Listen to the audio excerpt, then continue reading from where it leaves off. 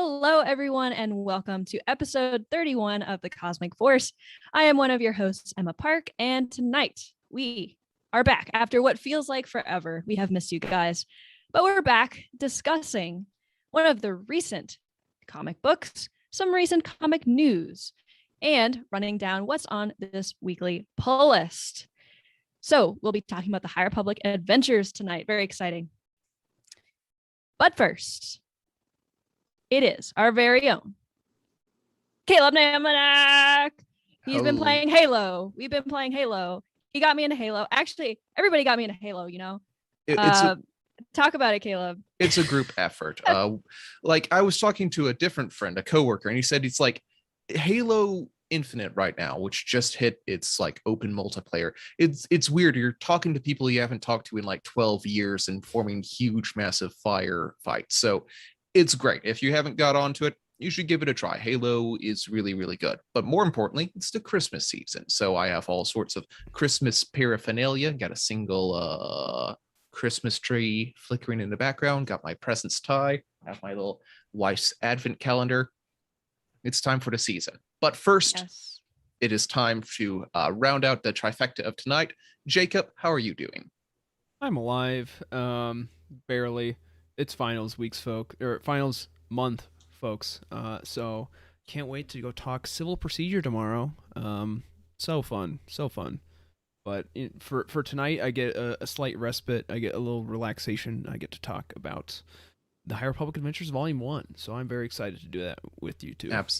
Absolutely. Now, just so you know, Tyler is out today. He just had to run off. I know we've been on hiatus, and suddenly realized we went on hiatus. Now we're back with a 3-person crew. No, Tyler just had a little last minute thing that he had to run to do. So we'll be covering on, but he will be here next week.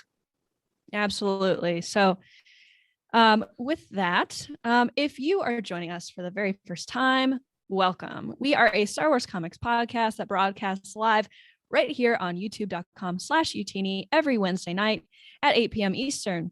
If you can't join us live, that is okay, because we're also available on all of your favorite podcast platforms.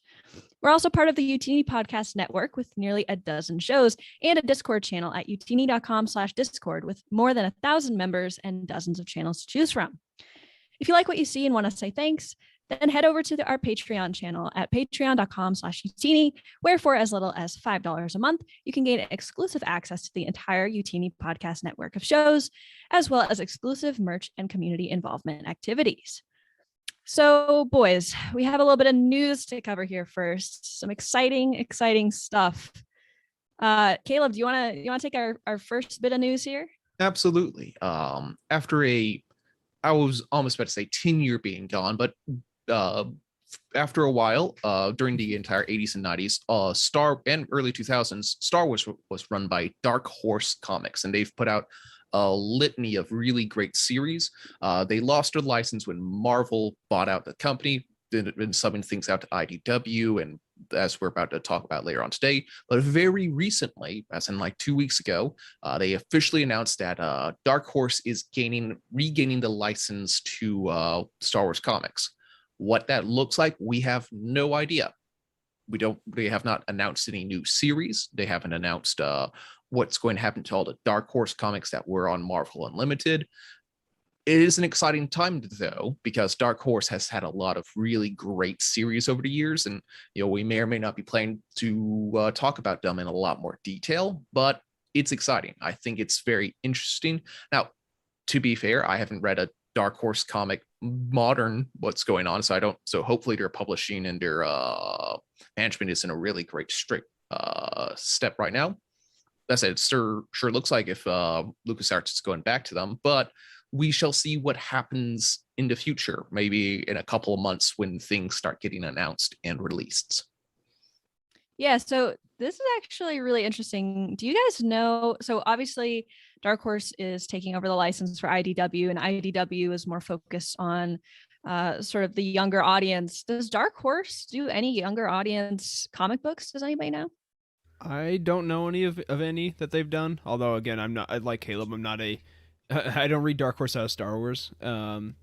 So we'll see. I mean, from what it seems, because like the rumor for a while that we talked about was that the IDW license was going away for all ages comics, not just Star Wars, but for Marvel in general, because Marvel had their all ages imprint for all their regular superheroes done with IDW as well.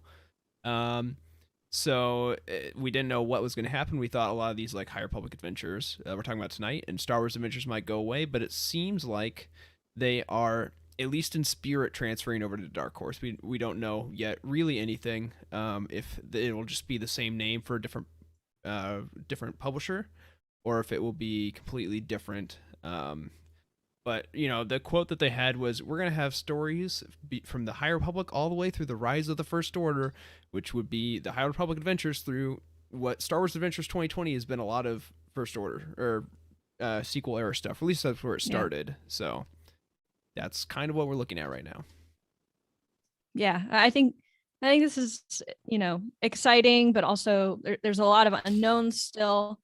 I know that Legends fans are excited. Dark Horse was kind of the golden age there of comics, but so yeah, very interesting news there. And Jacob, we've got some exciting stuff starting next week. Tell us about that. Yeah, we do. It is crazy. I just kind of realized this today, that Crimson Reign starts next week, it got delayed. I think it was technically supposed to start this week.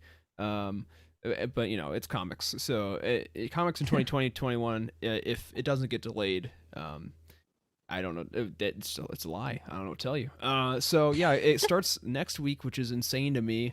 We just finished War of the Bounty Hunters. We got like a 1-issue little breather for all the comics, and we're back in the Crimson Reign. Although it won't be a full on crossover. Charles Soule did an interview with like CBR a few weeks ago that kind of outlined it a little bit more. But yeah, we are starting Crimson Reign season next week. It's the start of the 5-issue miniseries. It's the 5-issue miniseries on the second part of the Kira trilogy. So a lot of words, a lot of excitement. The fact that you just said Kira trilogy just now made me so happy. it's just going to be awesome, man. Like, definitely. The fact that we're getting so many characters like, what was it? Ren and Chaneth Cha, and the preview that was on StarWars.com a few weeks ago got me really, really hyped, and I can't wait to see what happens. I hope we get some like flashbacks with her and Maul. That'd be really, really cool. I need to know what happened on Dathomir, man. Exactly. It looks like they're gearing up with a ton of like side characters and extra characters. So it's going to be crazy to see how this whole thing's going to shake loose in the next couple of months. Like the first issue of War of the Bounty Hunters really blew us away. I don't know if we'll have something quite that drastic, such a huge like shift, but who knows? Right. Comics can surprise us. We shall see what happens in 7 days. Absolutely. I mean, issue 1 of War of the Bounty Hunters brings in Kira. There's, absolute shock, like out of the blue. I don't know how you can beat that excitement right there, but who knows? I mean, listen, they surprise us all the time. Yeah, we just bring in Shizor issue 1. And yeah, it's time for him to come back into canon because he's just as well beloved as people like, the Ook, the clone slave, and Thrawn. Yeah, he's in the same caliber as Thrawn, right, guys? Oh, of course, absolutely, yeah, for sure. We love that. He infamous for the exact same reasons, obviously. Yes, exactly. I mean, and maybe I don't know, maybe a naked Palpatine will show up. That's like just as infamous in the Youtini circle. I mean, Dark Horse is back, so yeah, Dark Horse is back. Maybe now naked Palpatine will be back. All bets are off. Who knows? It's all coming together.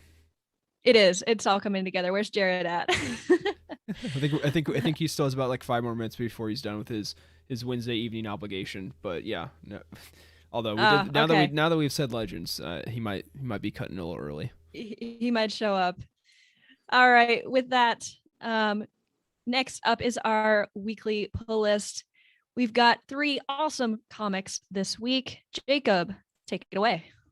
Yeah, we start off with Darth Vader number 18, Red Revenge, written by Greg Pak, with pencils by Leonard Kirk. The cover is by Aaron Cooter. The colorist is Alex Sinclair, and the letterer is Joe Caramagna. Then we have, Bounty Hunters number 18, Galaxy's Greatest, written by Ethan Sachs, with pencils by Aaron Cooter. The cover is by Alex Sinclair, and the letterer is Joe Caramagna. Then we have, Bounty Hunters number 18, Galaxy's Greatest, written by Ethan Sachs, Pencils by Ramon Box. The cover is by Giuseppe Camuncoli. The colorist is Brian Valenza. The letter is Travis Lanham.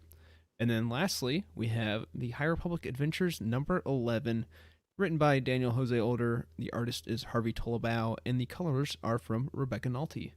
So, as always, you can pick up those 3 comics using the links in the YouTube description down below.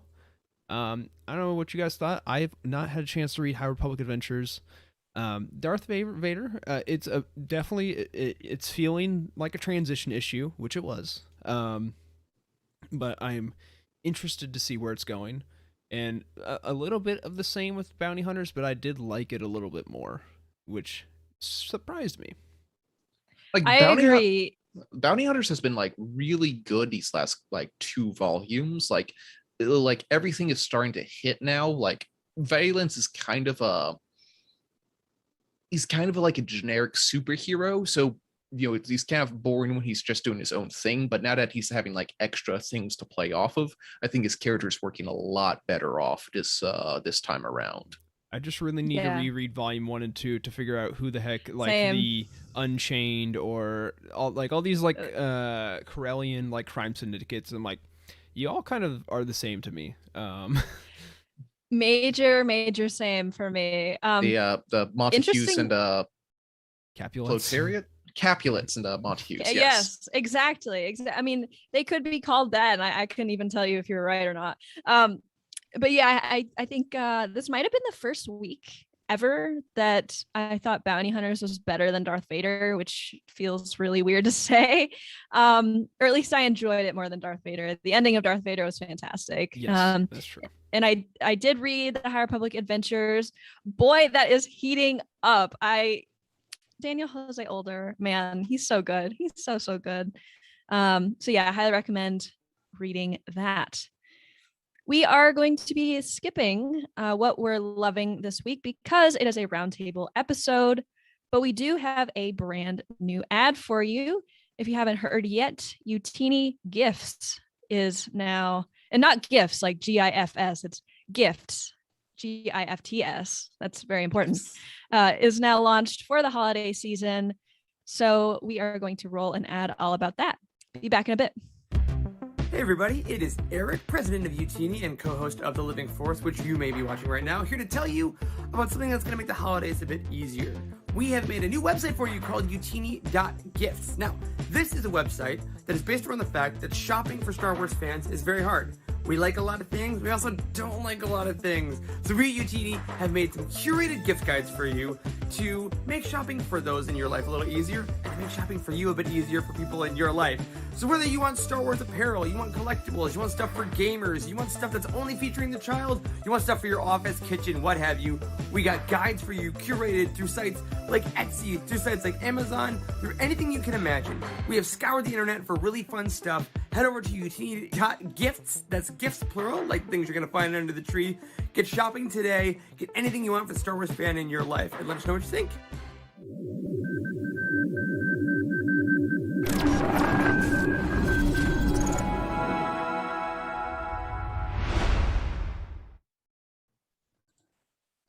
All right, we are back. I have to say that Youtini Gifts project was a lot of fun to work on. I can't believe how fast Corey got that organized. It's insane. He crowdsourced a lot of labor. He like literally 2 weeks ago, he just like dropped an entire Excel spreadsheet and it's like, hey, go to Amazon and find links.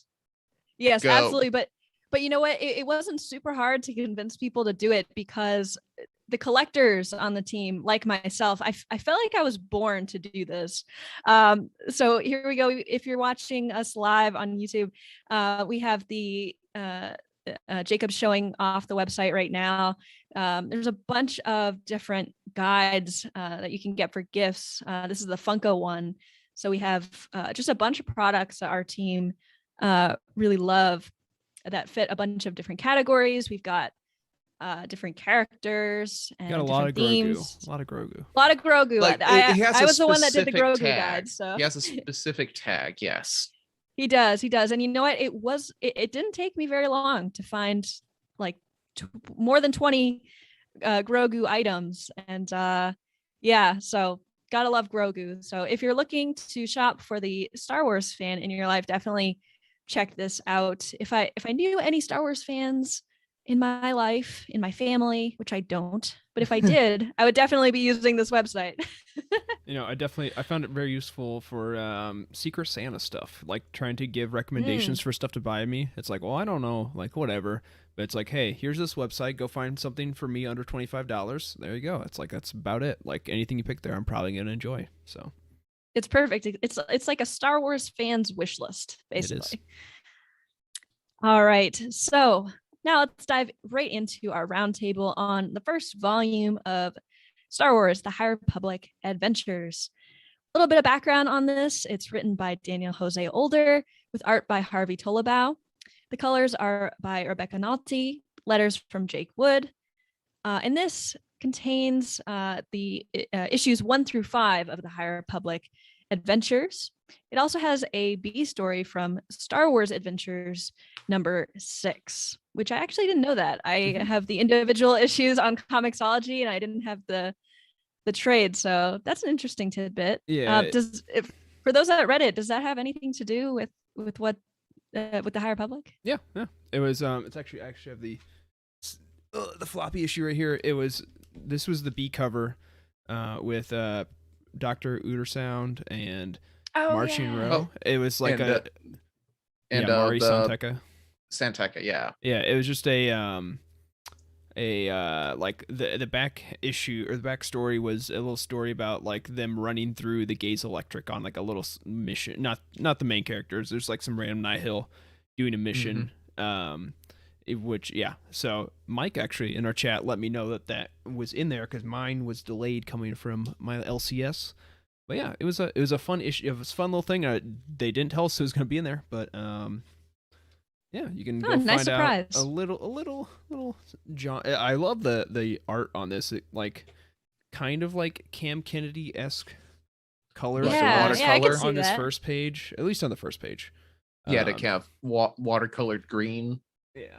So yeah, Yeah, it's a very nice cool. little surprise. Fancy. Surprise to be sure, but a welcome one. Bam. Of course. All right, so we are going to go around and rate this as we usually do. So I am going to start with Caleb. Caleb, what do you rate this book, and give a brief explanation as to why? Okay. Out of 10, I liked it. I think repeated rereads have actually made it not as well remembered in my mind. So I think maybe it's like sitting at a very comfortable 7.5, 7.5. It's still really good. It could probably be a little, I think when I first read it, it was probably in the like an 8.5, but now I've read it a couple more times. I don't know if I am just not paying as close attention as it was, but I feel like I've read this several times over and it's starting to lose its magic, but let's say 7.5 for now. All right, fair enough. Jacob, how about you? I'm gonna go pretty high. I'm gonna give it a 9 to start with. Nice. I really, for me, when I read it the first time, I of course I really like the Marvel series, but this one started strong out of the gate. I thought the Marvel issues took 2 or 3 issues at least to like really get going. So like the fact that this started so strong really helped, and I just love all the characters. Like Quart's my boy. I love him. I hope nothing bad ever happens to him. And yeah, like I think it's just a very enjoyable comic, and even though it is for all ages, I think as a 25-year-old man, I can enjoy it a lot. So I'm gonna give it a 9. Nice. Yeah, I think what you just said there at the end is like the epitome of what Star Wars is. Like, yeah, we're older, but like we can enjoy it too. So personally, I'm going to give this an 8.5 out of 10. I really enjoyed it, and I agree with you, Jacob. I thought that this started stronger than the Marvel series, even though the Marvel series started out really strong as well. I definitely was not expecting to enjoy this as much as I have been. The characters are just a lot of fun. I love just how silly it can be, but it doesn't feel like the silliness takes away from anything, which is always a fun balance to strike. I love Daniel Jose Older's writing, and I think he's a great comic writer, especially. I mean, we've seen him in like Trail of Shadows, which is aimed toward a more older audience. He can kind of do it all, and I think that this shows it as well. You can still have high stakes even if it's not directed towards an older audience. So 8.5 from me. Now, Tyler is not here tonight. However, his son Mason was able to, he read this actually, and which was a ton of fun because this is aimed more towards his age range. So we're going to have a few clips from Mason throughout the night, and he has his rating. So let's hear from Mason. My rating for the entire book would be a 9.5 out of 10. It's because that book 3 did not interest me. I was bored out of my mind. And book 4 wasn't that fun. I wasn't completely bored out of my mind. I was still trying. Book 3, I was like trying to zoom through it because I'm like, this is so boring. And yeah, there's a little good parts where they talked about like important stuff about like they talked about like if you do want to become a Jedi, could we train you to become a Jedi? That's like the stuff they talked about that was exciting. Book 4, it had a little bit of excitement. I wasn't trying to rush through that. I was still trying to read and see the excitement. There's a little bit of excitement, but it was at the end and at the beginning. The middle was just straight up boring. Harsh. The harshest rating the harshest review I've ever seen for a 9.5 rating. I'll say that. I know. Yeah. Exactly. I thought I was the Russian judge here with my 7.5. That was great. Well, we're going to be hearing more from Mason a little later. This is a ton of fun for us, by the way, because we are adults and these are not written for us. They are written for people like Mason. So I love hearing his perspective. So I'm looking forward to hearing more from him throughout the night. So yeah, I will say, I believe Tyler said that the reason Mason was someone that he liked reading the action. So when there were not fight scenes, the issues 3 or 4, whatever, that's when he got bored. So, for people that makes sense. I can see that. Like as a kid, I could see not caring as much about the quieter character moments. And it's called Star Wars, but where did all the lore go? Yeah, exactly, man. Oh, that's fantastic. So we're going to jump right into our summary here before we dive a little deeper into the meat of this thing. So I'm going to kick it off, starting with issue 1. Let's do it. The planet of Trimit 4 is in the throes of a deadly emergence as the Jedi Padawans under Jedi Master Yoda rush to help save who they can. Planetside, Zine and her friend Crix are looking for an escape and almost find it aboard a Nihil ship. But the Jedi arrive and a firefight ensues. Zine, to save the Jedi and herself, awakens in her hidden abilities with the Force to drive off a falling chunk of debris. In issue 2, the Nihil push the attack against the Padawans as Yoda sneaks aboard the enemy ship. He makes contact with Crix, and Yoda gives him a transmitter, which connects to another transmitter that he's going to give Zine, but is chased off of the ship before the Nihil make the jump into hyperspace. Caleb, I'm going to toss it over to you for the boring issue. I just relabeled it in the notes to issue 3, the boring issue. I saw that. Yes, but and he's not wrong. It's very much a setup. In issue 3, Zine makes it back to the Starlight Beacon where she's integrated with the Jedi, while on the Gaze Electric. Minor side note here, I think that's the greatest name for a starship I've ever come across in Star Wars. I just love the Gaze Electric as the name of a ship. It's sick. It's great. Anyway, on the Gaze Electrics, Crix survives a Bogareth fight and impresses the Eye of the Nihil. Now, each side aware of the communication between the two of them sets up a trap using the same bait of the separated friends. Issue 4 kicks off with Yoda and the rest of the adult Jedi engaging in a deadly space battle with the Nihil. The Padawans, stuck home alone, are a little distraught, a little bored, but unfortunately, Crix and the Nihil are setting up a trap on the trash yard moon of Quantrix, which is actually above Ord Mantell. Crix then messages Zine, who she sneaks out to meet up with her friend and bring him back. But Lula and the rest of the Padawans cram themselves into a vector and chase after. Yeah, so then we pick up with issue 5. The battle on the trash moon is heating up between the Jedi and the Nihil. And then Crix and Zine make contact with each other. But it's clear that both of them, with their time apart, have come to different agreements on how the galaxy is. Yeah, they are torn apart by the Nihil and the Jedi.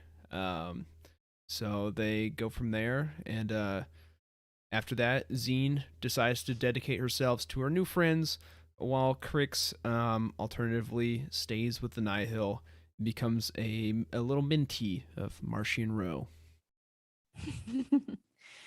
Yes, we get helmetless Martian Row in this book. That's hot Martian. Oh no, Martian. Well, we don't have to say that. If you figure it out yourselves. Go on Twitter, you'll see. Yes.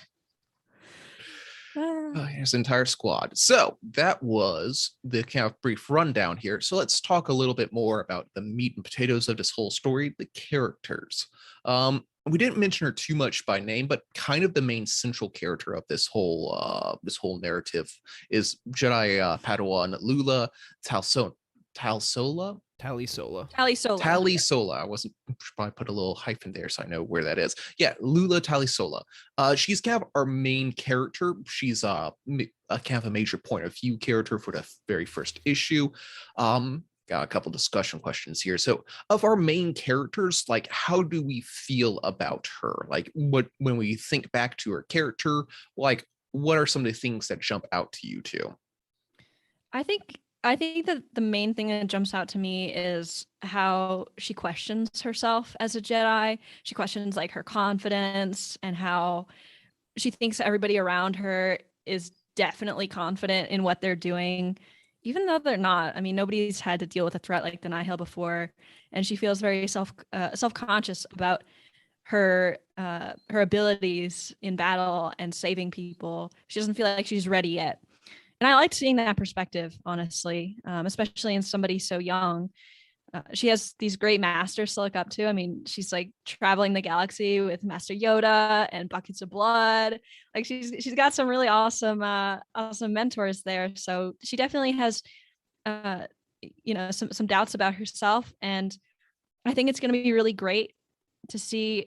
And this is kind of informed a little bit by reading ahead, obviously, because we're through 11 issues now, but seeing how her confidence grows. And I think that above all, I think that's like really important for kids to see. Like, you can doubt yourself, get better at your skill or at what you do, and then feel better about it, I guess. So I think that overall, I think she's just a great vehicle for this overarching lesson.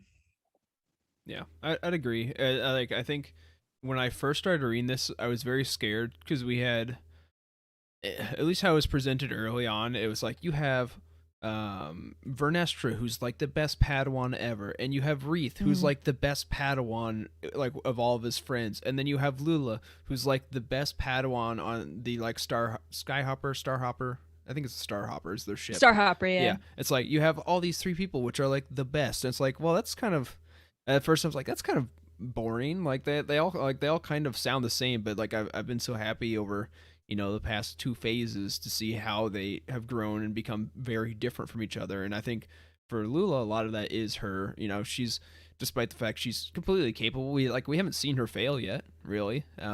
She's still like questioning herself and like unsure and always like second guessing everything. So I think it's an interesting way to take it, and especially as someone who is second guessing everything they're doing with exams coming up this week. It is a bit I feel Lula pretty strongly. So Okay.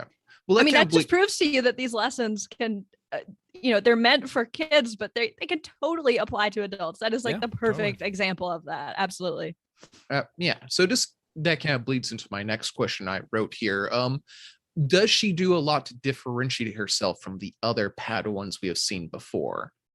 Like not just in the High Republic, but like throughout all the Star Wars extended universe, extended canon, like the young Padawan who is unsure of their standing and their beliefs, for lack of a better term. That's not something that's necessarily new into our narratives in Star Wars. Would you agree, disagree? How do you feel about that? And does she do a lot to change herself out of the kind of weird stereotype that we've had? I'm not saying she's stereotypical, but I don't know if it's new, but I definitely don't think it's common. Like, it's not like, I mean, we contrast her with Anakin, who's like, I'm the best at everything. Why are you not letting me be the best at everything? Like, it's a little bit of uncertainty, like pretty I guess it's not atypical, but I don't think it's like we're not seeing this all the time. I think what she does differentiate herself with the most is the amount she values her friends around her. You like, especially with the whole issue of Jedi and attachment, you don't see the level of friendship, I don't think, among Jedi as much. You might see a one-on-one, like you'll see like a Obi-Wan and Anakin being very close, or like Anakin and Ahsoka be very close, but you never see like a group of like 4 Jedi just like being total pals. Yeah, that's exactly what I was going to bring up. I mean, yeah, we've seen a lot of Padawans, have doubts in themselves, but nobody has ever had a support system like Lula has. And I think that's really cool. Although I think it could be, some breeding grounds for things like attachment, which, I mean, arguably she already has. But at the same time, it's an argument for another time, but is that a bad thing? I don't know. Exactly. The High Republic has definitely in their Jedi throughout this whole I was about to say experiment, but throughout this whole project, like Jedi and attachment seems to have been a very major theme that all the writers were on board with when they were when they're pinning their stories. Speaking of that, you got Daniel José Older, this comic writer of Race to Crash Point Tower, and has one of my favorite. I've just voted for the Youtinis today, and it bothered me that I didn't like add this as a quote, but like the conversation between Lula and Vern in Race to Crash Point Tower about attachment is one of the best Star Wars things I've read in like years. Yes. Oh my gosh. Yes, absolutely. That just hit me like so hard. Sometimes I just want to go like flip back through that book and read that part, because man, it was so good. I mean, again, like we said before, Lula has so many awesome role models around her, and Vern is another one of those that Daniel wrote in Race to Crash Point Tower, just giving her some of the best, most solid advice you could possibly get. It's amazing. Yeah, very nice. Now that I've read Out of the Shadows, it even hits different. So yeah, for sure, for sure. Like, coming at me. Look at you guys being all caught up with the canon series. I'm not all caught up at all. You're far more advanced than I am. Okay, so here's a fun thing. Since we're talking a bit about attachment and her friendships here, the very first issue does a lot of mirroring between Lula and Zine, very specifically. Like it is the first issue, like they are doing like direct parallels between the two, but it's not something that, like, those direct parallels are not something that are necessarily cashed in on, or like brought up again for the next 4 issues. Do we feel like the series should have focused more on those direct parallels, or were we happy with how they took these characters and they're still connected, but it's no longer like the central point of the series as the first issue might have made it appear? Well, I have to say first that when I saw the art in the first few pages with like the first issue really with the mirroring and stuff like that, I literally dropped the book and said out loud, "Dyad." okay, follow me here. Mhm. Like it is such strong dyad vibes. They are two halves of the same force energy or something like that. Yes, exactly. See what Jacob is showing, because Yeah. this has dyad written all over it. I thought it was absolutely amazing, and I hope that we follow back up on that thread, because they didn't do that by accident. Like that, Mhm. this was done on purpose. They were meant to find each other. You don't have to be a Jedi to be part of a dyad. Like I don't think that that's a rule. I think all you have to do is like use the force, which clearly she can. I mean, she held up this gigantic piece of falling debris from the sky with the force.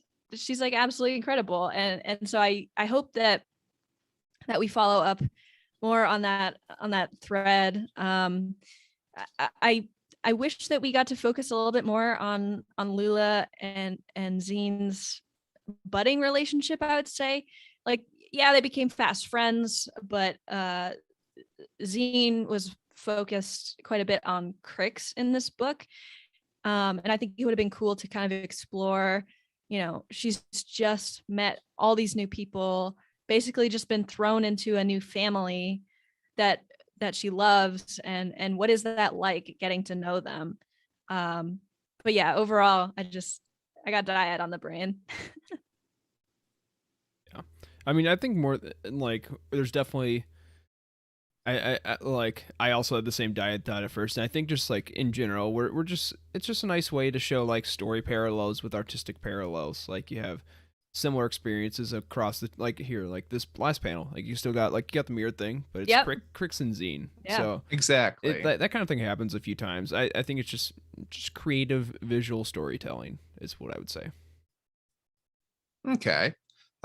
Yeah, so since we were on the topic of Zine, Zine Morala is our force-sensitive newbie to this whole sort of thing. I really liked her character a lot. She's kind of like the child of like this weird reclusive community that she had to hide her powers growing up. It's a cult. We can just say it's a cult. Okay, I kind of danced like when I was doing the issues, I was like, I guess we should call it a cult, but like I guess we can go ahead and do that. But like she had to like hide her force powers growing up from like the fellow members of her cult. Is this the right decision, you guys think? Like what was going on there? Do you have any initial thoughts about that? Yeah, I really this whole storyline hit me pretty hard because although it is not an experience I have shared, well, as in I have not shared this experience. I don't have this experience. Not that I've not shared it with other people. No, it really struck me as a parallel to people who have been persecuted for coming out of the closet. Because you have someone who comes out, shares an intimate thing about themselves that they cannot change, and is judged by it by people she thought were friends and family, and then is accepted into a found family, which we have a nice picture. If I go back a few panels, not the fight, not that, I don't know. There's a hugging panel in here somewhere. I'd maybe not have not included it, but yeah. She is accepted by a newfound family just because she's a good person, not because of these aspects about herself which she can't control. So it's like there's a hug in issue 5 amongst all the Jedi on the beacon with Zine, and that hit me pretty hard. And I think it's a great way to, again, if we're having an all ages comic, it's a great way to not necessarily be like, here is this real life issue that you might have to deal with. It's, hey kids, it's great to be accepting of people for whatever, that, like, if they're nice people, you don't have to like let them be them and just be a friend kind of thing. I'm so glad you made that connection. Like, oh, that just made me feel so warm inside. I mean, the whole thing with her being accepted into the Jedi so quickly was so heartwarming, and it made me have a lot of like respect for the Jedi, because I highly doubt that the Jedi we know in like the prequel trilogy would do something like that. Well, they obviously did everything they could not to accept Anakin because he was too old for these series. Mm-hmm. It's true. I mean, too old to begin the training. Well, and it's interesting that you say that, because they say that Zine's not old enough to be a Jedi, but they'd love to keep her around. And I just thought that was lovely. And let's face it, like, Star Wars is literally all about found family, and this is just like another one of those found family situations. And unfortunately, I think that like Crix's story is also kind of a found family, but in a really crappy way. Um, just I guess while we're on the topic. Yeah. Yeah, I don't know. It's good. Zine is a very interesting character. I like that she's exploring her Force abilities with Lula, you know, in meditating and things like that, while also sort of not having any expectations on her of being a Jedi. You know, she doesn't have to have the pressure of, you know, the formality of the thing, and just exploring what the Force feels like. And Zine said something in the comic, I don't remember the exact quote, but it was something like she's never felt more comfortable in herself when she's around the Jedi. And that to me is like, that's the definition of a good found family. You feel comfortable around them, they accept you, you accept them, you love them, you have a good time with them. And it actually can, I couldn't help but think of like Youtini when she said that. Like you feel at home with this group of people, you share the same interests, you love each other, you know, do really cool things together. And yeah, Zine, I think everybody can see themselves even a little bit in Zine, and I think that's why she's such a great character.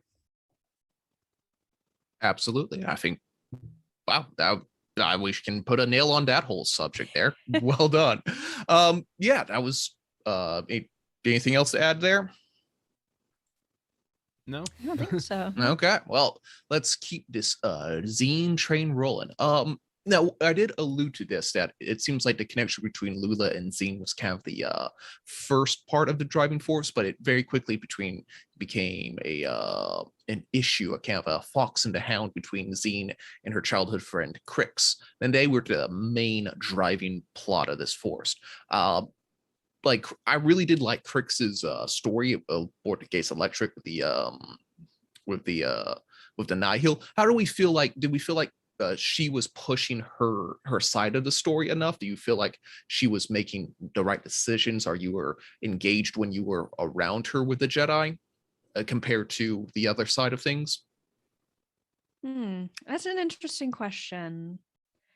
I think I would say yes to that question. I think I was like, I was definitely more interested in Zine than Crix, and I think just because in general with the High Republic stuff, I am more interested in the Jedi of this era than I am with the Nihil. But I thought that her longing for still having Crix like in her life somehow was very interesting.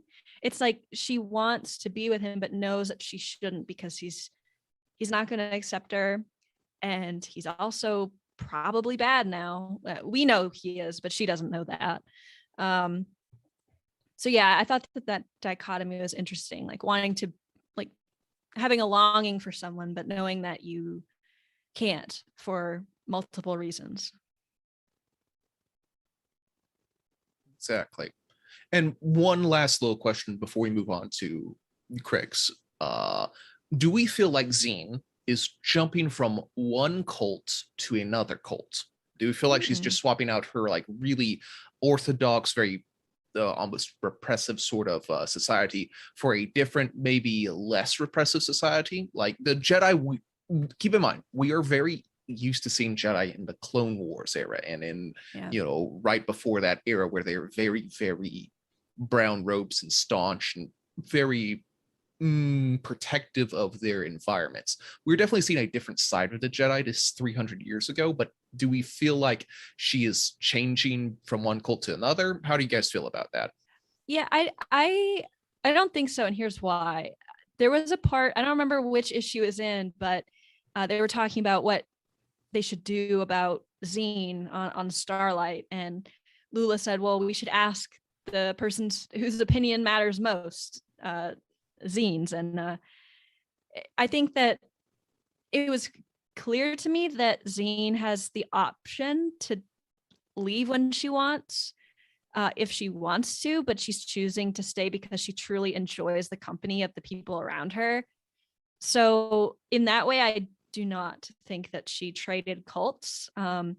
I think that sometimes that line is kind of hard based on our history with the like our personal history with the Jedi, not like galactic history with the Jedi, and also the fact that the Jedi like are a what could be seen as a religious group of people that could be seen as somewhat controlling when you get into their ranks. But yeah, I would have to say no. I don't think that she swapped cults. Yeah, I mean, even if she did, it's definitely an improved cult. Like we'll just That's true. Okay, perfect. Speaking of bad cults here and bad kids from a bad crowd, Crix. He's I know my little side note here is he a good kid in a bad crowd? Like, we'll dive into this a little bit more. How did we feel about his side of the story? Because again, it felt like not that they were pulling the wool out from under us, but when issue like 2 and 3 started and we were like really diving into his side of the story here, how would we how did we feel when the story switched over to his perspective of more the Gaze Electric? Were we as engaged? Were we happy? Like, how was he as like a main character in the story? Man, I did not like Crix. He drove me crazy. I did not like the way he treated Zine and was kind of like, I'll protect you, but at the same time, that like the underlying message is it's like the fine print in a contract. He's like, but only if you don't use your force powers. I thought that he was like, I don't know, just really controlling. Although in some ways I do feel bad for him because he doesn't have the situation that Zine has. Zine can leave the Jedi if she wants to. Crix cannot leave the Nihil. He would definitely be killed for doing that. So in a way, he is definitely trapped. And I think to go back to the cult thing, we have tiers of cults here. We've got the Nihil as the worst. We've got whatever they were on Triment 4, and then we have the Jedi. So yeah, Crix definitely is in the worst situation. I didn't like the way he treated Zine, and I still don't. I think he was kind of a jerk. I really like Crix a lot, but then again, when I was rereading it, I was more focusing on his character for my various rereads. I think I'm really glad we got an idea of how a normal person, I use air quotes there for the audio listeners, can become a Nihil. Like we've heard and seen in the things like, we recruit people, that's a way to increase your ranks and you're standing in the Nihil, but like seeing firsthand how someone can be taken from like a nobody and then put into the Nihil as a member to ranks. And like, for lack of a better term, he was kind of very easily accepted into the Nihil. It's not like he had to go through like a trial, but like no one that we were seeing was like mean to him or cruel to him. It's not like he was like a prisoner aboard their starship either. Definitely, he did have to go through a deadly bog snap sort of thing. Yeah, he was emotionally manipulated to True. He was just, but he was emotionally conditioned to being emotionally manipulative because of his cult background. Yeah. All roads lead back to that original cult, man. I don't know. Like, I started out being sympathetic to him, and I guess like part of me still like can see the fact that not everything's his fault. But it's like I started out being sympathetic to him. I'm like, okay, well, like he's just a bad kid in a bad situation, and then he goes around and treats Zine like garbage. And I'm like, well, no, this guy sucks. Like, he did do that. He did definitely treat his childhood friend like garbage. Though I forget of the exact order of operations. Did she try to force choke him first? No, he accidentally shot her out of the sky, not realizing it was her, and then she force choked him. Yeah. I mean, I'd be pretty angry at him too, but obviously that doesn't like excuse that. And I thought that Lula, I'm glad that you brought up that moment because I think it's important that we talk about this. That was a very interesting moment with how Lula handled that when she came across Zine force choking Crix, how she just calmly said, "That's not how we do things." And I thought it was interesting. Like, she didn't get mad at her. She didn't chastise her. It was like a learning experience, like a learning opportunity. I thought that is very cool. Exactly, because if it was Mace Windu, he would have chopped someone's arm off. And called him a citizen right after. Exactly. Yeah. So, okay. So, yeah. And so that's kind of Crix's character. There's a couple of smaller, like, side characters that play a little bit more into here. We do have to talk about him. Court, our strong silent type. Kind of our breakout character, this sort of thing. Like, a lot of people are instantly attached to him. But why is it that we're all drawn to these strong silent ones? Like, is there something about just them not filling up the pages with dialogue that makes us interesting, like, more attracted to them? Like, why do you think Court is so appealing, for lack of a better term? I think this panel shows it pretty well. Is that even though he doesn't say anything intelligible, he has a lot of, like, if you pay attention to him in the background of panels, he has a lot of, like, physical comedy that makes him very lovable. Like here, where, like, his eyes are X'd out and he's, like, being like looking like a mummy. And there's, like, one where he's in, like, just look, if you ever see a panel and Quartz in it in the background, pay attention, because he's probably doing some funny stuff. He's a very lovable. The funny thing to me is, like, isn't that a mask? And how are his eyes X'd out? It's like it's like anime. Like, just whatever. That's what makes it more funny to me, though. Like, it's just so, it's like asking the question, why do people like Geode? I couldn't tell you, but I love him. Yeah. It's the same thing with Court. I love him. I couldn't tell you why. He's awesome. Exactly. I know that's, like, very helpful when we're trying to analyze things, but sometimes less is more. And, like, maybe we get to project a little bit more into Court, but as I said, or maybe the artist go a little extra and making him, his physicality, his characterization, just a lot of fun. And, like, we see a lot more of him in future episodes, and he's great. He is a lot of fun. The other one we kind of the one who takes up the lion's share of his dialogue is Farzala, the brain of the group. I personally liked Farzala a lot. I think he's the one I really enjoyed a lot. So when we see him a lot more in the next volume, it's really great. Kind of the wiser of the Padawan trio here. Now, here's my question. Is he truly wise, or does it just the fact that he has big old sideburns make him look smarter? Both, I think. He does have, like, amazingly luscious hair.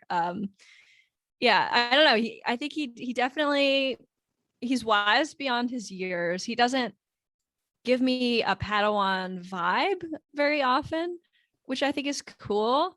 I love how Court's kind of his little sidekick. I think that's cool. Actually, when they were acting out the battle at Triment for the Jedi Masters, he was just so funny. He reminded me of somebody, like, trying to describe what happened in a Star Wars movie.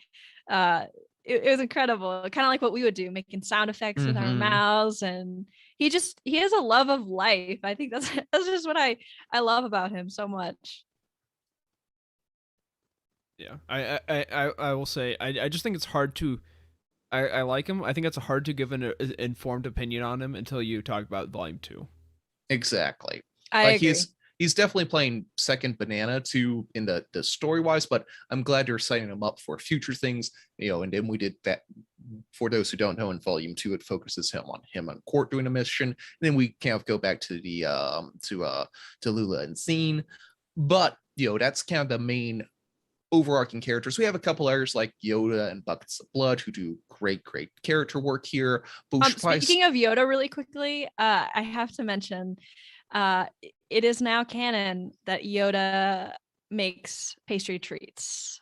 So that's like my favorite thing to come out of the comics and forever. He said he brought Zine, who was upset. He brought her pastry treats, and Buckets of Blood was eating it. And then when they were in battle, Buckets of Blood was like, "Yo, Yoda, can I have your recipe, man? Those cookies were amazing." It's just peak content, really. Buckets of Blood main character arc is just learning how to bake. It's great. Exactly. Yeah. Now it'll be the next spin-off comic. That's what Dark Horse is working on, guys. That's best I do. Well, Greg Pak is doing a cookbook, so maybe DSO can do one as well. Oh, really? Oh, amazing. Yeah, we should definitely have Yoda and Torben Bucks a recipe of awesome the Blade of desserts. Bardata, Ingle Porter's six Yeah, egg stew. Oh yeah. Yeah. Exactly. All right. Let's see here. Should we now move on to some of these larger overarching plot questions here, I guess? I believe we have a clip from Mason about what he thought of some characters. Yeah, let's Yes, we roll do. that beautiful footage. My favorite character was Crix because he went to from a good guy becoming a bad guy so quickly and suddenly, because in the first book he just turned from a good guy from a bad guy out of nowhere. He just got mad that they threw him on the ship and he became a bad guy somehow. Da, da, da, da, da, da. I knew I liked him. Great choice. Great choice. I can't say I agree with you, Mason, but I gotta respect it. Just out of nowhere became a bad guy. Yeah, That's how it works. That's just how it goes. You wake up on the wrong side of the bed. Suddenly you're holding entire solar system's ransom. Yeah, All right. Exactly. All right, so let's get into some of these big plot questions. Okay, so for a majority of the story, we're dealing with two childhood friends who are thrust apart. How we saw this story a little bit in Lost Stars, our Youtini's goat, essentially, but maybe not so much more in other Star Wars stories. This is a fun story. Do we feel like we need to see more of this? Like, how do we feel about this like character arc that we're seeing play out here? I think it's cool. I like the premise. I think I would like to see more of it in the future. I do think it's more interesting, maybe if they were like fighting for the same cause, or both generally good or generally bad, and to sort of be separated by some sort of a circumstance. I think what frustrated me about sort of their relationship and being separated was how it ended on like a really bad note. Oh, because definitely. Neither of them were happy with the other, and now they're separated and can't fix it. And I think that, to me, like, it just like bothered me because I would hate that. So yeah, I don't know. I do like that storyline of being separated, but wish it ended better for them. Exactly. Like, I was like, Star Wars Visions, like, there are a lot of ones that needed some follow-up from, and we needed to see more of those stories. There was the one of the two Force twins, the good one and the bad one, the one by Trigger, and that was a really like dynamic visually one. I would like to see maybe where that goes from the future, because again, like, having I'm kind of a sucker for a story, and I think Star Wars needs a few more stories where they can tell stories from both the good guy and the bad guy perspective, so we have a more dynamic view of what this universe is doing here. I just got through reading was it Lost Jedi? No, Dooku Jedi Lost. No, not that one. Dark Disciple. Dark Disciple, yeah, it's a good one. And that was a great one to see, like, kind of like a first person narration and what the Night Sisters are up to and what those sorts of magics were done. And I love when Star Wars expands beyond beyond the movies. That's why I'm here with this community, so I can help engage in the EU sort of discussions. So that sort of good guy bad guy split at birth sort of thing gives us so much like range of a story, so much more range of and world building explanation. So like, this is like some of the most in-depth parts of watching how some of the Nihil structure works that we've seen in some of these ones. So I'm really glad that we got to see this. Yeah, I agree. Absolutely. So speaking of Nihil and accepting here, on the flip side, I think we touched on this a little bit, but the Jedi do accept Zine among them pretty much without any issue. Do you think this is wise for the Jedi, or do you think they're being naive? I think it's pretty typical what you would expect from a High Republic era Jedi. Like, they're much more, I think, much more in tune with the galaxy around them than what we're used to, and I think they're much more willing to be open and caring for people. Like, especially if you read the Insider issue short stories, going full nerd, they I mean, like, you have like you see the inner workings and like the day-to-day operations of Starlight Beacon, where you're like taking in people like from around the galaxy who need medical care, or like some like whatever, like, whenever there's someone in need, they're willing to go out and help them. And I don't think it's too out of the question for, hey, you have this person who is ostracized from their community. Also, their planet basically got blown up, or their moon. They live on moon.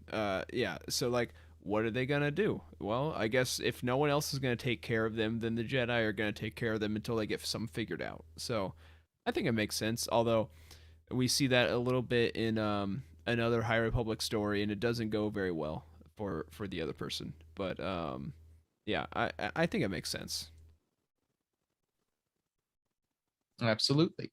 So let's run down this one. Oh yeah, so speaking of Jedi, and like you touched on this a bit, but Zine and Crix's like previous community was very, very adamantly anti-Jedi.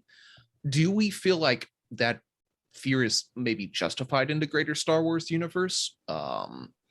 Do we feel like maybe telling your kids to stay away from Jedi would be something that we would do in the Star Wars universe? I don't know. How do you guys feel about that? Oh, that's an interesting question. Would we be skeptical of Jedi if they were in our universe? That's interesting.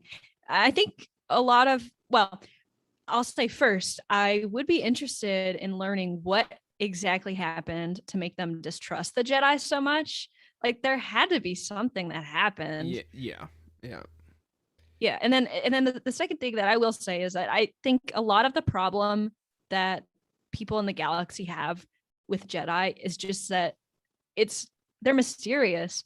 Like, how do they, if everybody has the Force, how come they have these like crazy powers, and how come some people have different ways to wield the Force and other people don't? Like, I think that there's a lot of mystery around them, and people don't like what they don't know, I think, is what it boils down to. Exactly. Like, I would be nervous around personally speaking, I'd be nervous around like some sort of essentially government agent who has free reign to do whatever they want and can also bend your will to match your own or their own. Like that a concept of having like someone who is so far even above the law that normal rules of physics don't apply to them, and like having no regulation over them, would seem like a lot of people would be relatively anti-Jedi here. Yeah, I was like, yeah, like Emma said, if there's a reason, then it's a little bit more understandable. And I'm pretty sure, I don't know exactly what it is, but I know where they're going with it. And that's Elder Tromac mentions in issue 5 or issue 4, I think issue 4 or 5, that he had met Yoda on Dalna. And we know, like, the Dalnans don't like the Jedi. Something had gone down there before. Oh, right. So that's some and lore stuff right there. Yeah. So I think in the next phase of books, we will probably find that out. Exactly. Because the other thing is, the whole reason why Elder Tormac is working with the Nihil is because he has secret knowledge of a very distinctly anti-Jedi weapon that a Nihil desperately wants. So do you think Elder Tormac and that cult, is made a reason they have this weapon is because of their distrust for Jedi, or maybe they've learned a distrust of Jedi because they have this weapon? I think so. Yeah, like I think that Elder Tromac was kind of more willing to help the Nihil get the weapon because of their dislike of and distrust of Jedi. I do think that it seemed that he was starting, although he wasn't fully trusting, he was starting to trust Yoda a little bit more. I think after he saw how the Jedi truly cared for their people in the escape on Triment 4, even though they didn't trust them, they didn't trust the Jedi, but the Jedi weren't going to leave them behind, and I think he respected that. So I think he's going to change his mind. I think he's going to regret whatever he's done. And I think whatever he's done is going to have some big consequences. Yeah, absolutely. So one last question before we get into the Easter eggs. And this is an arcane one. So on board the Gaze Electric, he has an entire Bo Gareth entire fighting ring here. Like, like that seems like such a wild thing to have aboard your personal starship. Like, they didn't go to a space station. They didn't go planet side. You're like, oh, I have an entire bullfighting rink in my ship. Like, what sort of sports arena do you think like other Nihil have? Do you think aboard the Lorna D, she has like a giant like tennis court or something? Definitely something like big game hunting or something, and she just gets a bunch of like wild animals and lets them run free and shoots them off, something like that. Say for her, I could see a blurg racetrack. Ooh, that's a good one. Yeah, absolutely, some sort of racetrack there. Like that just seems to be like a weird thing. Like, I guess like on every single Nihil ship, they have to have at least like one foosball table for every like 5 people. Yeah, I mean, they need to be entertained. They need something to gamble on. They need something that's dangerous. If somebody crosses them, they need a pit to throw them into. It's standard procedure, man. And Kasav's ship definitely had like a nightclub somewhere in there. Oh yeah, absolutely. Well, I imagine the entire ship was essentially a nightclub. Yeah, like true. Like everyone has their own personal smoke machine walking around. Yeah, absolutely. And like what was that, like punk, or what is it called, punk rock? Rec punk. Rec punk. Yeah, rec punk is playing like all the time, even at night when you're trying to sleep. Sleep on Kasa's ship? Nah, we got uppers for that. Strobe lights and smash bulbs and rec punk. Oh yeah. All right. So Jacob, let's end out with some normal tradition. You did a deep dive through Wikipedia and pulled out a couple things. So what sort of Easter eggs lie beneath the surface of volume number 1? I have a handful, not too many. I tried to like if there's like something where it's like, hey, this was mentioned in Light of the Jedi, unless it was like significant, I'm not gonna be like, oh hey, yeah, that. But I picked out a few. So the Tremont system, which we started on, that disaster is mentioned in Daniel Jose Older's From a Certain Point of View, Empire Strikes Back story about 4LOM and Zuckuss. And then on Marchion's ship, not the Gaze Electric, but his little like spider ship, Yoda finds a box that glows purple, and that is a teaser for something that happens in Wave 2 or Phase 2, right? Wave 2. Wait, no, Wave 2 of Phase 1. And I get so confused with it. Wave 2, Phase 1. All right. Yeah, so that's a teaser. If you've read Rising Storm, you know what I'm talking about. Elder Tromak tells Crix about the Carvashark ruins, which show up in the first issue of Trail of Shadows. Then the junk moon of Quan Chi was first mentioned in the novel Aftermath Life Debt by Chuck Wendig. And it contained in that book the Emperor's Yacht, the Imperialis, which is the same one that was wrecked from the Lando miniseries. No way! That's so cool. Easter egg, yeah, all across all these things. Oh my god. So then Yoda and Tromak, actually, here we go. They met on Dalna in the past, and Dalna has been name dropped a ton throughout the High Republic, and is the home planet of the main character, or one of the main characters from A Test of Courage, Honesty Weft. Then you have Savart, which is like the big monster in like the issue 4. No, issue 5 is that issue 5. It's one that the locals on the junk moon summon with their tin cans. Yeah, the giant like monster thing. That's the Savart species is one of the pieces of Djarik or space chess. Here's a fun one. Quart, he like speaks in intelligible language the whole time. Well, here's the thing. It's not actually unintelligible. Someone figured out like a few months ago that it's using a font type called Xenotribal. You can just Google Xenotribal font and transcribe what he's saying. I have not done so. But apparently it's usually, he still is like speaking 1 to 2 words every speech bubble, so it's not like anything crazy. But yeah, you can figure out what he is saying. No way. That is insane. And then thank you, internet. Lastly, we see at the end of the issue, or at the end of the volume, we see Yoda and Elder Tromak flying over this planet or moon, trying to figure out what's going on with the Nihil. And he's left in a bit of an uncertain state, and flashing forward, we haven't seen him in a while, but his fate is at least somewhat explained in Race to Crash Point Tower. There's a little Easter egg that kind of hints to what happened to him, and if you pay very close attention, you might see that. So, yeah, those are the Easter eggs from Volume 1. Yeah, good job as always. I remember when I was reading Race to Crash Point Tower, I didn't pick up on it, and you were the one that actually told me about it. So I was thankful for that. Because it was from our interview with Daniel Jose Older. Because when we That's when right. we That's did right. it, you and Eric had read it because you're on the review team, and I had not read it yet. Yep. So he's like, "There's an Easter egg with Yoda." So I was like, just like staring at every page, like, "Where is Yoda?" Yeah, I was like, I felt pretty dumb too. He was like, "Yeah, did you catch that thing with Yoda?" And I was like, "Oh my God, should I have?" But it's pretty hard to catch. Yeah, if like you're, it doesn't if you're mention not paying attention. His name's not mentioned, I don't think, once in the entire book. So Yeah, you gotta be eagle-eyed. All right, so before we go around and re-rate it, I'd like to hear from Mason one more time. He is going to tell us about his favorite moments in this book.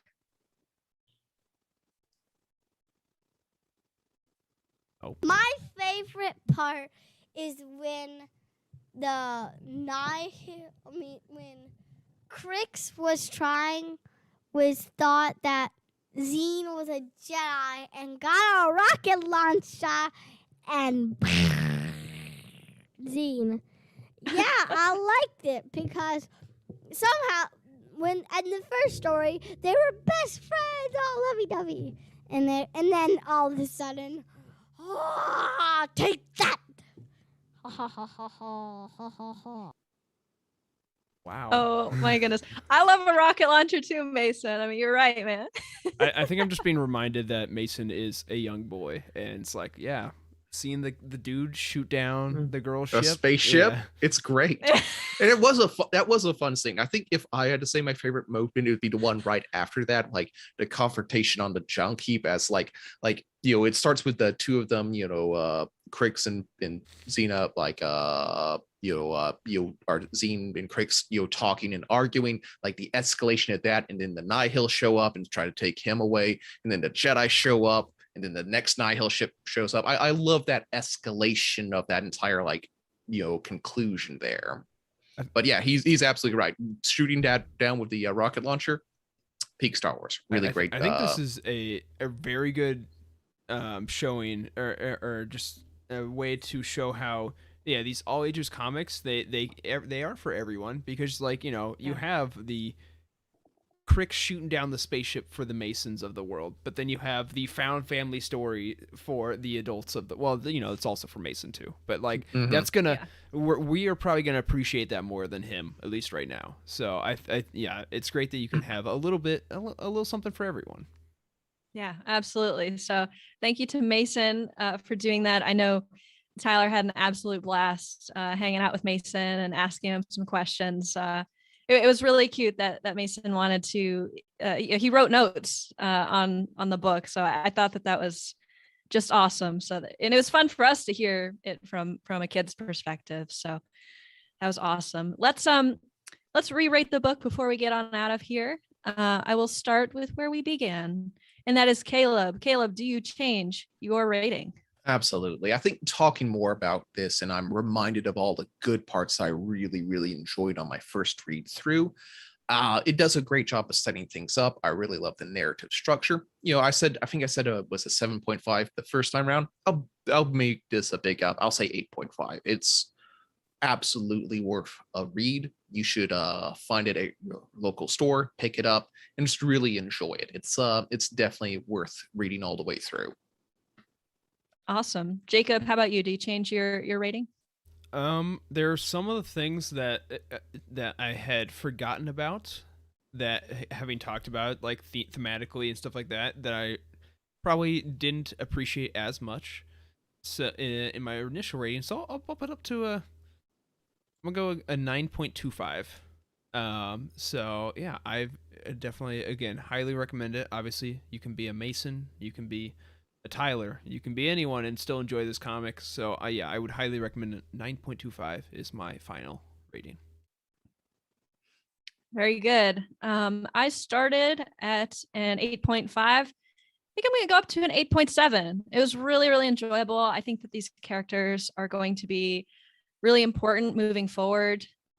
There's a lot of hints at some stuff that's going to be extremely important going forward and has already come to fruition in some books. I love the humor in it. I love that the humor didn't take away from any of the serious plot points of it. It just added to it. The writing was astounding. The art was fantastic. Like there were so many big battle spreads that I could look at for like 20 minutes and find something new in it. So the art was absolutely stunning. Overall, just really enjoyable. I love the characters of, well, all the characters really, but Zine was a huge standout and Lula as well. So really, really good stuff. So next week, we are going to, sorry, not next week, later this month, my bad. We are going to be doing a War of the Bounty Hunters roundtable because the trade paperback for War of the Bounty Hunters, the main issues, so 1 through 5, and the alpha is out. So later this month, we will be doing a roundtable on that, and we will give you a more specific date when we have one. All right, with that, that'll do it for episode 31 of The Cosmic Force. Don't forget to like and subscribe the show right here on YouTube, where you can hear us every Wednesday night at 8 p.m. Eastern. We also encourage you to subscribe to our audio version on whatever podcast platform you listen to.